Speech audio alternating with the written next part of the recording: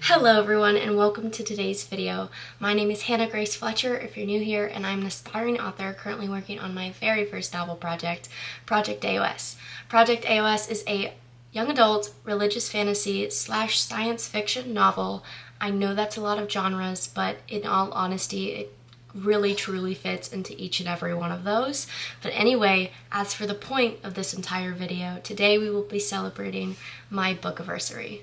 Now, while my book hasn't actually been published yet, and I know that people use book birthdays to celebrate the anniversary of their book being published, I really wanted to celebrate these small wins. I've been experiencing a lot of writing insecurity this week and just really struggling with the fact that I've been working on this project for a year, and while I've made a lot of progress, I can still see how far away the book is from officially being ready for publication, and that can be scary sometimes. So I really wanted to be able to look back and say that I have been working really hard and really diligently on this project for a year, and we have made it so incredibly far.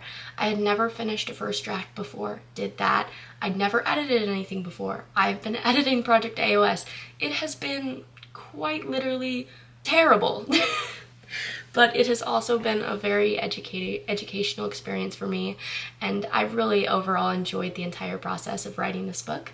Now, as for what we're going to be getting into in today's video, I am going to be getting a coffee or a drink, which kind of goes with my book. I don't know what I'm going to say to the barista yet. I don't think my social skills are up to par to be able to go up there and literally show them my book and be like, hey, can I get a drink based off of this? I don't think I can do it. So I may try to design my own drink and then ask for something. We'll see. You know what? Maybe I'll be feeling just really, off the rails, and I'll be able to do that. But you know what? That's a problem for later me. We will also probably be getting a pastry of some sorts when we're there at the coffee shop. And then later, we are going to be drawing my characters. Now, I am not the best artist in the world, but I'd like to believe that I'm a little bit skilled, and honestly, I'm just more so doing it because it's fun. I have drawn little sketches of my characters before just to get ideas of what they look like, but I haven't drawn like official, put on my wall portraits. I should move because that is confidential information. Anyway, I haven't really put anything up yet, so I really want to draw my characters. Going off of that, we will also be creating kind of like a vision board based off my Pinterest board for this kind of project. I really want to have a physical representation of what my project looks like and is right beside me, so I can look at it while I'm writing. After that, we will also be doing a Q&A for those of you who submitted questions earlier this week. Thank you so much for doing that. I really, really appreciate it. You guys were so insightful, and honestly, they're really, really fun questions, and I can't wait to answer them. And later on in this video, I am very excited because I am going to get to share a bit about my project with you. If you've been on my channel for a while, you'll know that I am very, very protective of Project AOS. I have barely shared anything.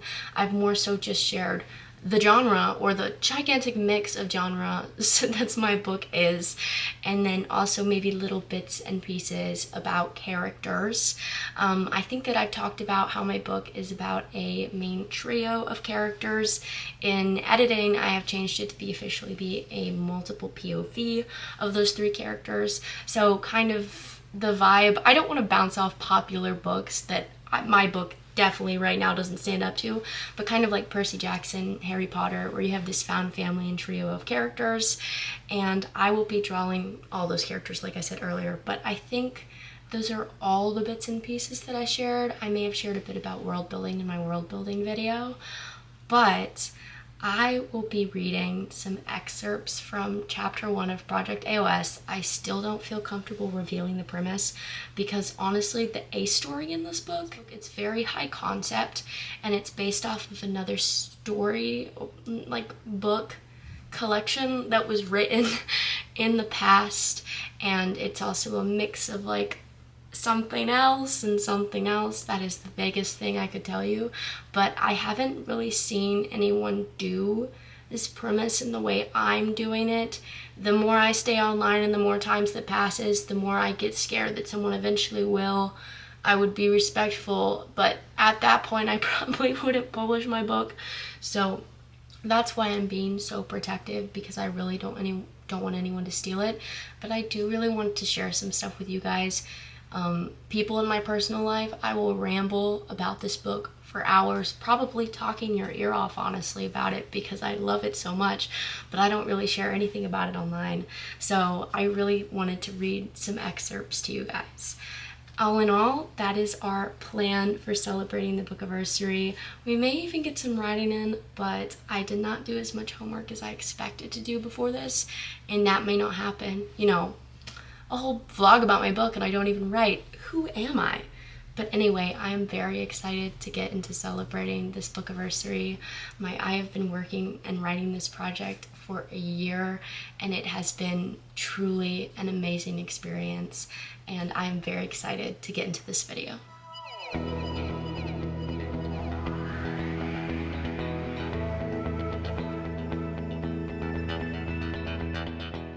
Okay guys, we have to brainstorm because I just got to the coffee place, but I have no idea what I should get.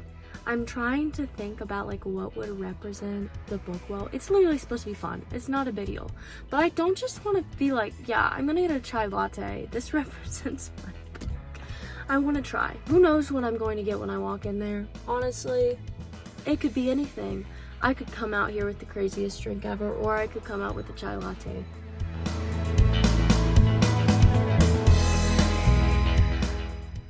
The sun is actually so bright right now, but I wanted to share with you guys what I got. I got a vanilla matcha with strawberry cold foam. It definitely doesn't fit the book perfectly, so to say, but one of my main character's favorite color is green and the other one is red, so I was like, oh, strawberry, and it's a matcha. So are you guys really surprised? And then we got a chocolate brioche bun that I'm very excited to get into, but I have to go into a quick meeting for class, and then we're going to go home. I'm going to try not to absolutely devour all of this, and we will get to work then. I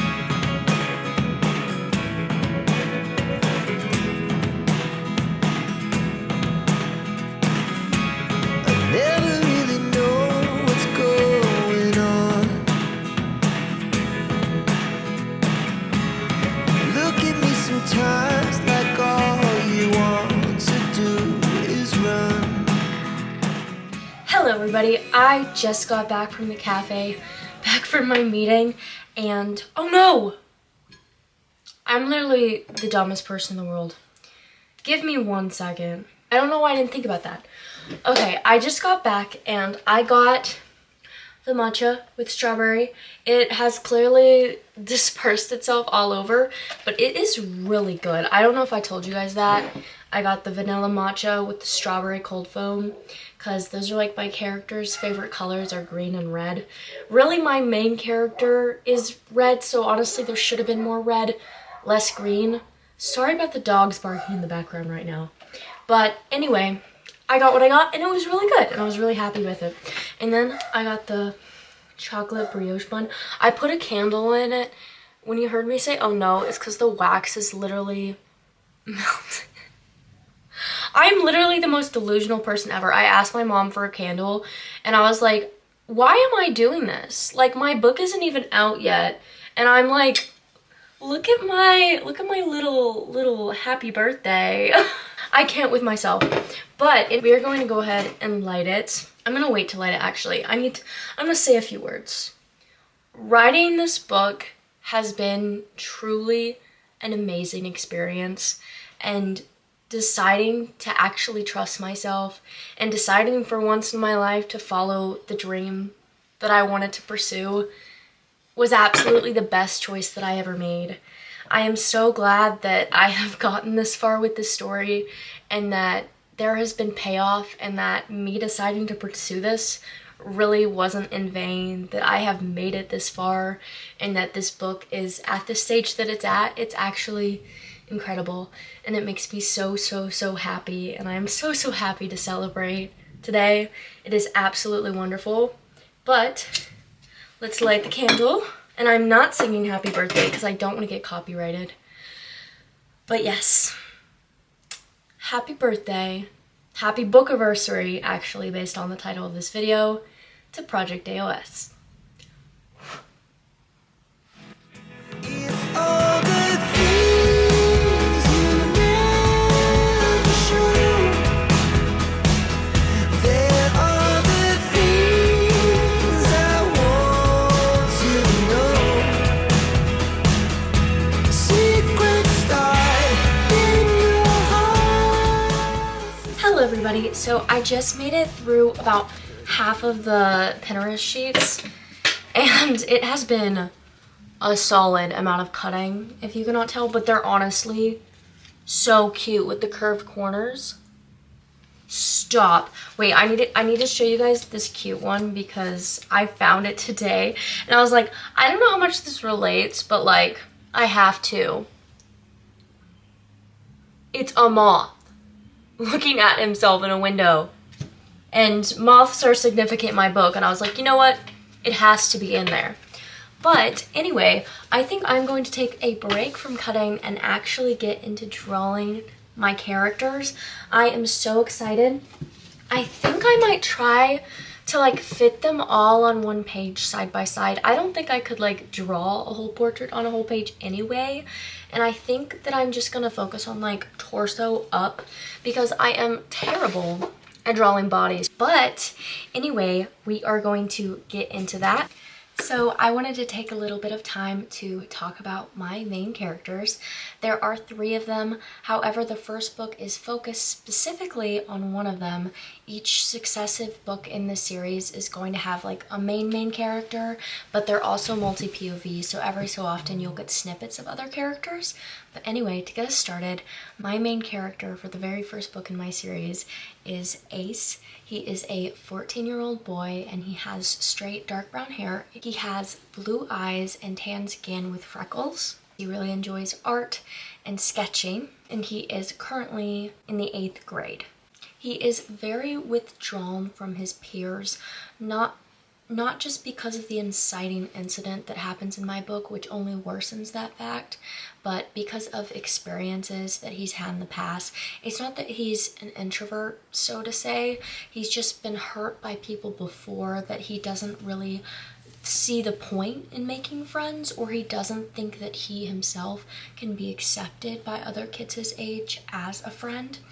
For his clothing, I'd say you'd find him in a red flannel, maybe some sort of band t-shirt underneath, probably a heavy metal band, and then ripped or just regular blue jeans and red Converse.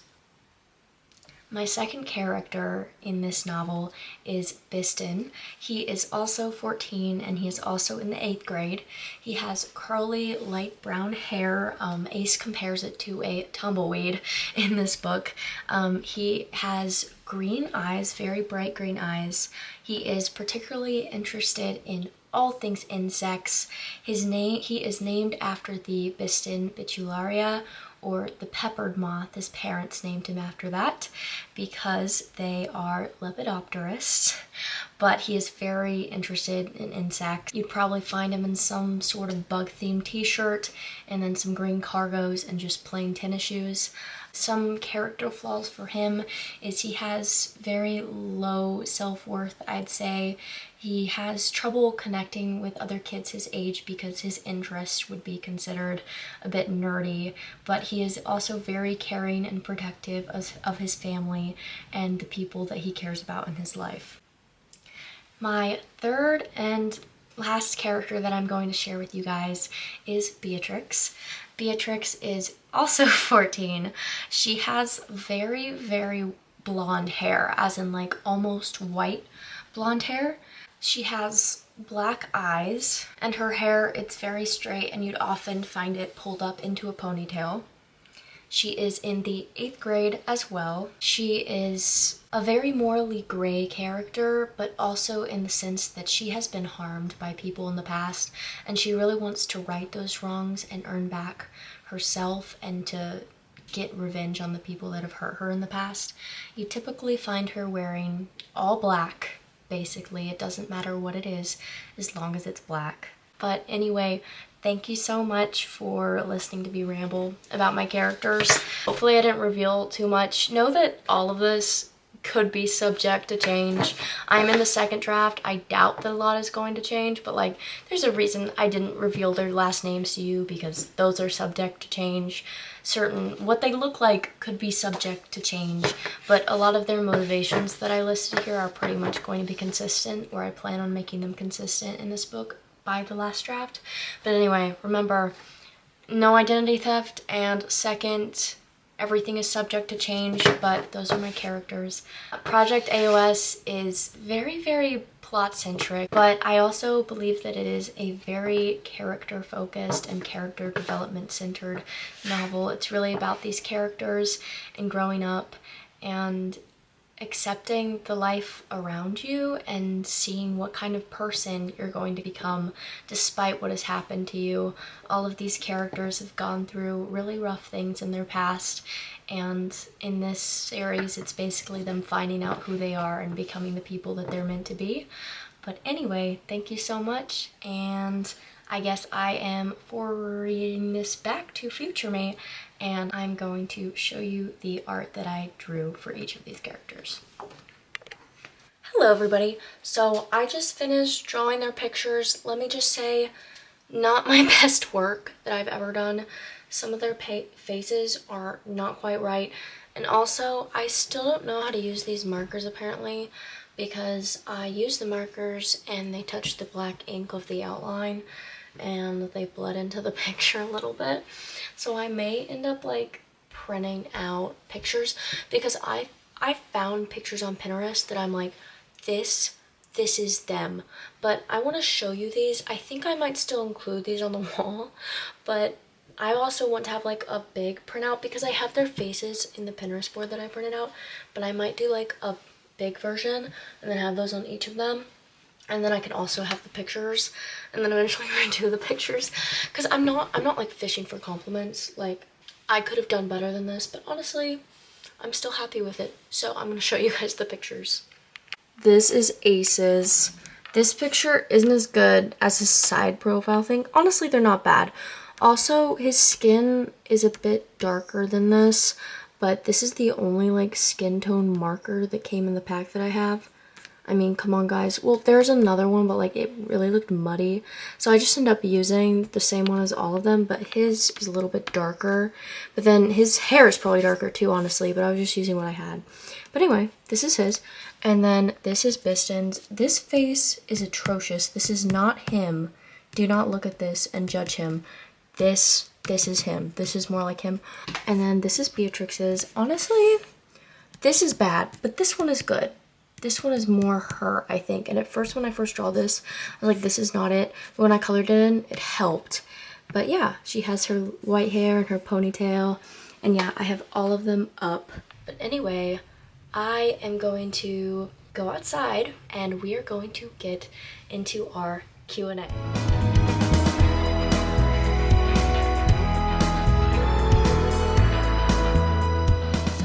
Question is coming from Emily H. Thompson. If you don't follow her here on AuthorTube, you definitely need to. Thank you, Emily, so much for commenting on my video. I am so surprised that you even know me, but I'm a bit of a fan of literally everyone here on AuthorTube. So if anyone that I know on AuthorTube comments on my videos, I am automatically shook. Anyway, Emily's question is that she wants to know my 3 non-negotiables for carving out time when writing. This could be a snack, a process, etc. I would probably say my 3 non-negotiables are, I definitely need to have some sort of drink. Currently, I am definitely on a matcha kick, but it doesn't have to be matcha. I love coffee. I don't know how to make a chai tea latte at home, but definitely one of those if I can have it. I'd say another thing that I definitely need to have while writing is something that I've started doing, which is pulling up my Pinterest board. And I really like it. It's really helpful to have like it pulled up right beside me while I'm writing.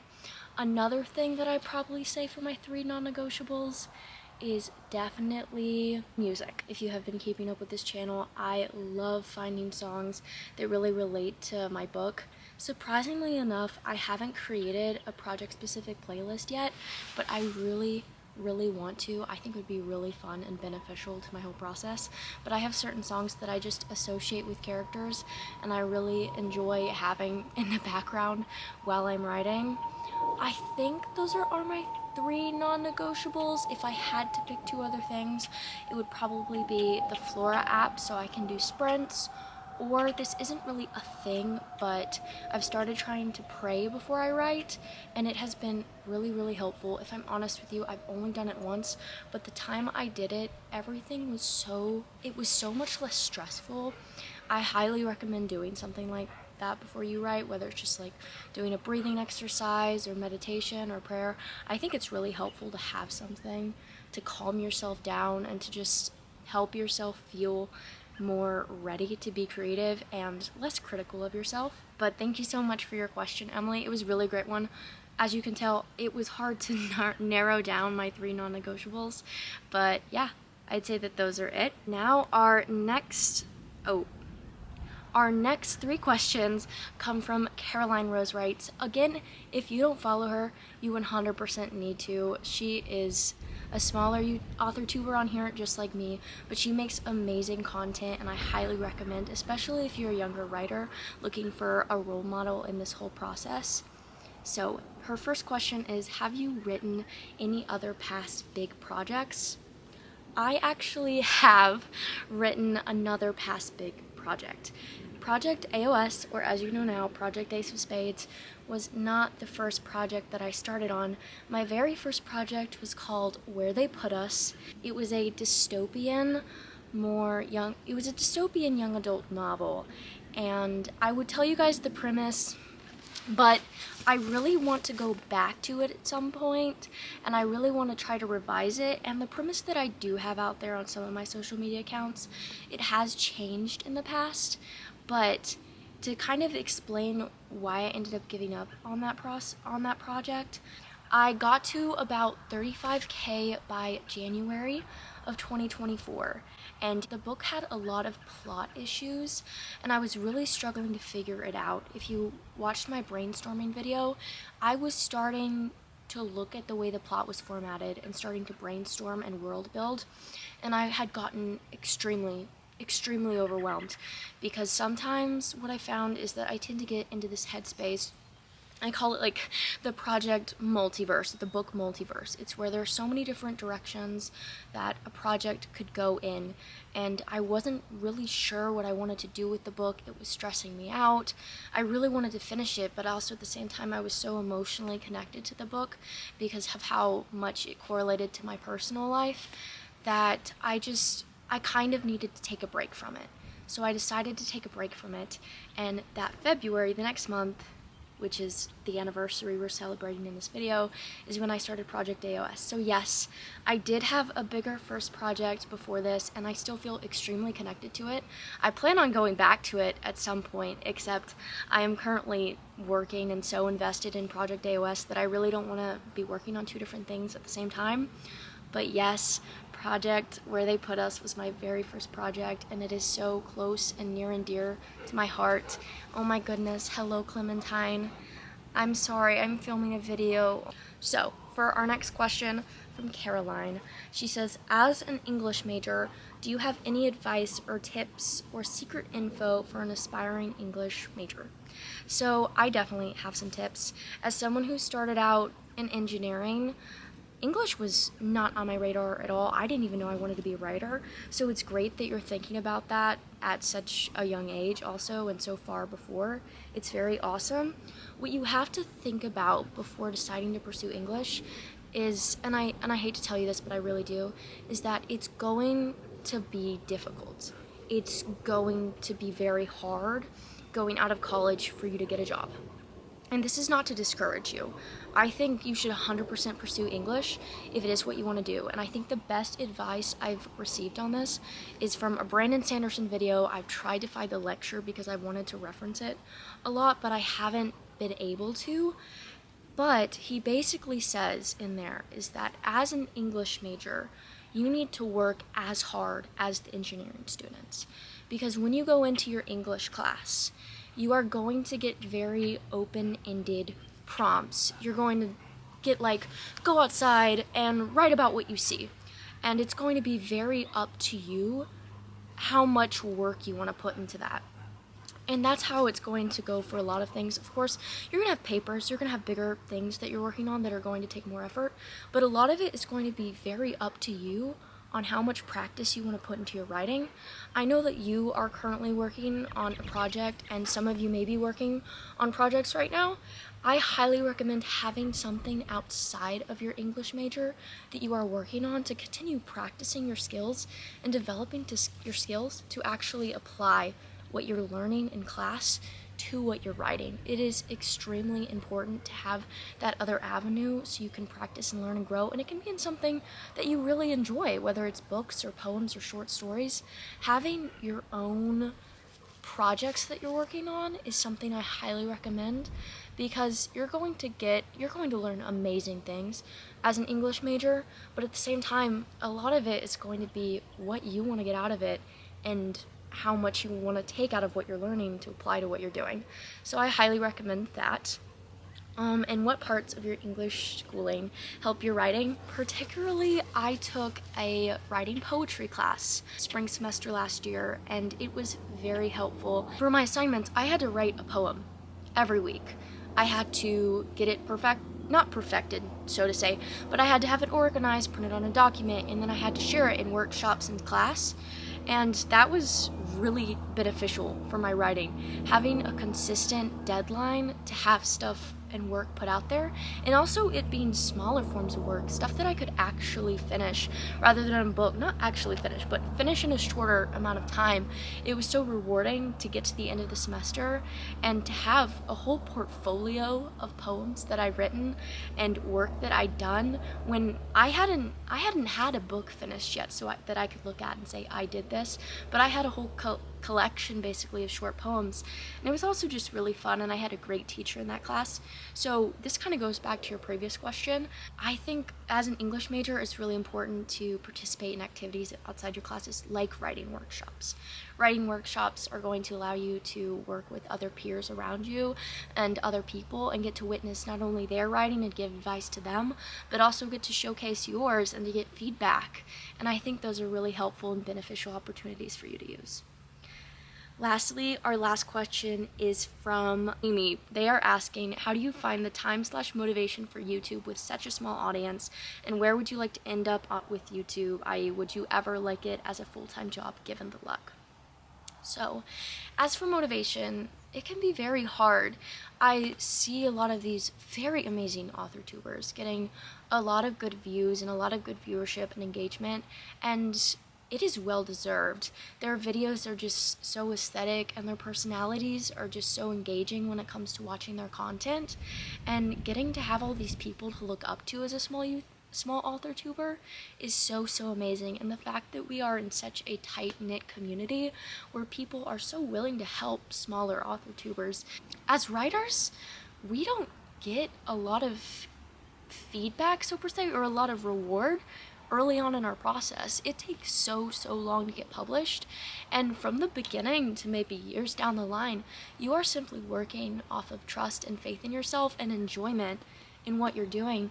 And I think that really correlates to YouTube, that like at the end of the day, I started this channel because of the wonderful author tuber community, and I didn't really know any writers in real life that were serious about it like I was. I still don't. And it's nice to feel not so alone in a very lonely process.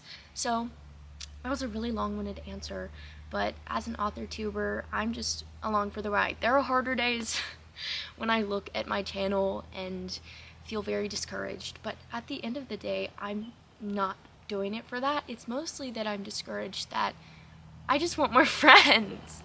I know that sounds bad, but you should be doing AuthorTube for the community that it builds and for the people that you're surrounded with, and I've just really enjoyed it overall. And then as for like future goals for where I'd like to end up, I never thought of AuthorTube as a full-time career for me until a few days ago, maybe a few weeks ago, and I was driving and I was like, you know, it'd be pretty cool if I could just be an author tuber, I'd have so much more time to write. Because right now, I'm a student, I work, I do YouTube, I write. And then once I graduate, if it's just YouTube and write, it would definitely be a lot more time to focus on writing. But at the same time, one of my goals is to become a literary agent or to work in publishing or something of that form. And it's one of my wants to be able to help other authors on their books and to be able to get their voices out there. And being able to work in that field would be really, really enjoyable to me. So I don't think that I would ever do AuthorTube completely full-time. I may do it by itself for a while. I highly doubt it because I really, really want to get a job and I really value the stability in that. But as that doesn't mean that I don't want to put work into this channel and that I want to grow this channel and get a community. I would like to have more subscribers and to have more people following me and more people to talk to and chat with in the comments and to talk about books and to basically just gush about our projects. I would love to have that. I would love to be able to talk to other author tubers and to be able to do collabs. That is a big goal for me. And that's a big reason why I want to grow the channel, so I can get to know other people, collab with other author tubers, and to just spend time with other authors that are inspired by the same things that I am. But yeah, I think that answers all of the Q&A questions. If you have any more questions for me, feel free to comment down below. I am 100% willing to chat with you if you cannot tell. Anyway, thank you all of you who left comments on that post and added some questions to this Q&A. This was really fun to do. I was really worried that I wouldn't get any questions, especially because I am a small YouTuber, but I'm really glad that some of you had questions for me, and I really hope I was able to answer them well. And yeah.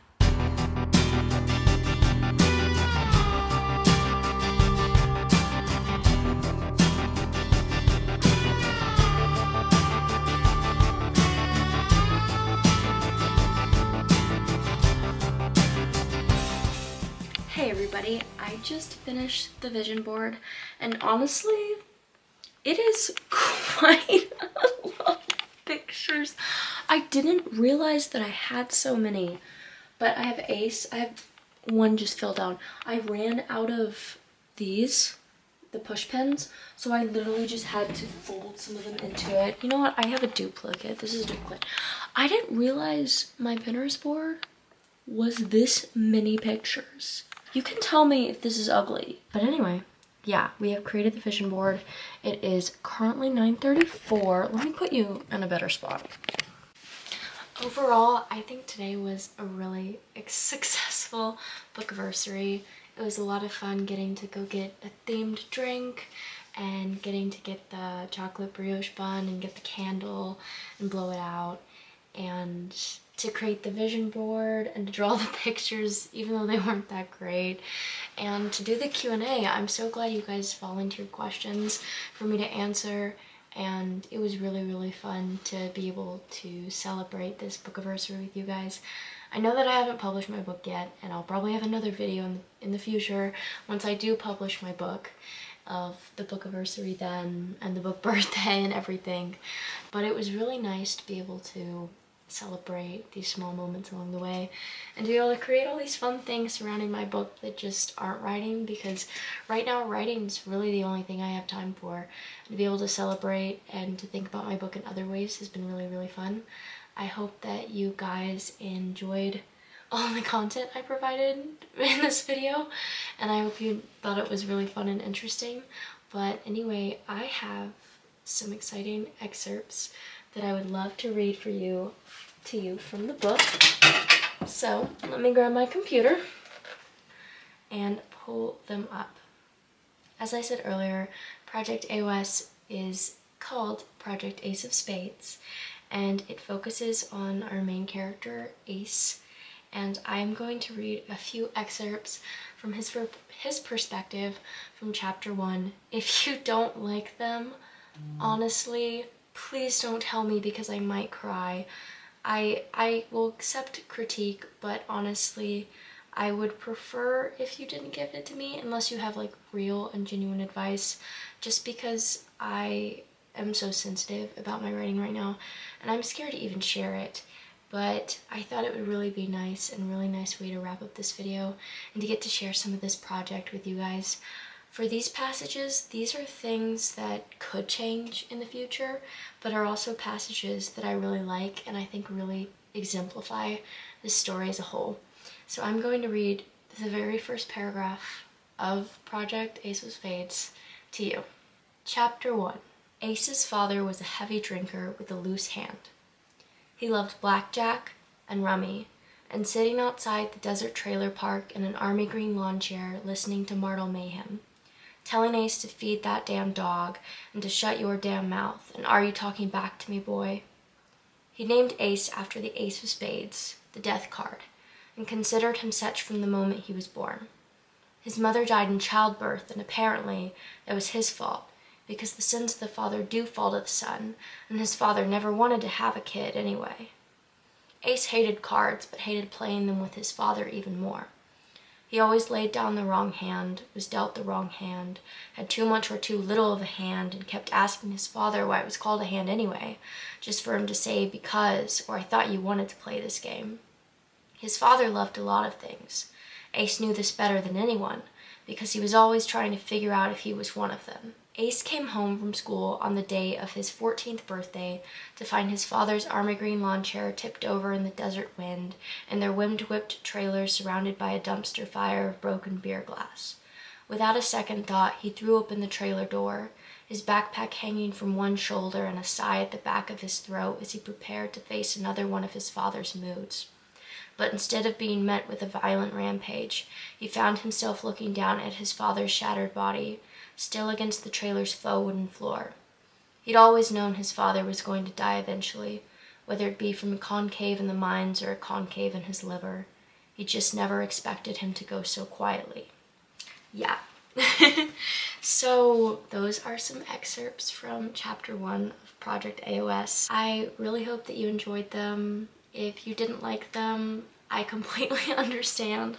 I felt pretty insecure, like I said, about my writing in the past few days, but I feel like those excerpts that I read to you really exemplify Ace's mindset going into this story and going into how he feels as a person and going throughout the entire book and how he changes and develops his sense of self apart from his father. So that is Project AOS, all I'm really willing to reveal to you guys on this channel, which is a lot more than I ever had before.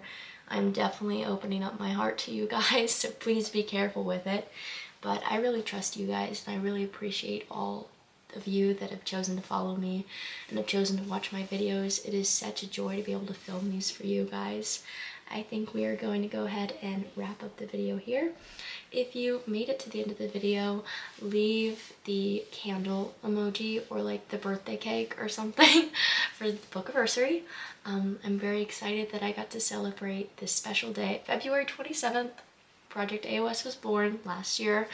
I'm very excited I got to celebrate this day with you, and I can't wait to see you guys in the next vlog. This is your reminder that you can write that book. Bye.